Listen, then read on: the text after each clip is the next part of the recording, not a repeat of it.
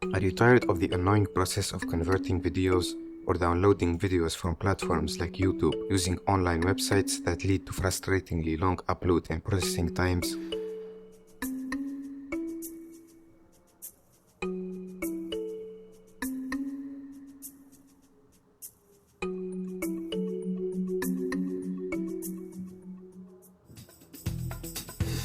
OnionMedia can download and convert videos fast by utilizing hardware-accelerated encoding.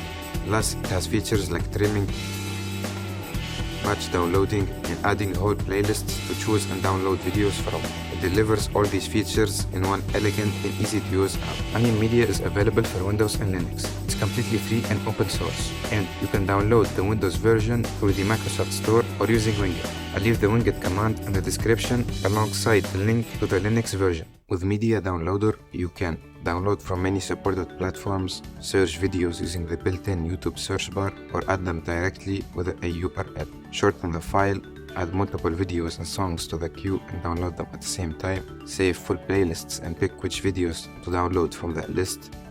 Select a resolution to download the video or download only the audio of the file. And recode the video after download directly to H.264.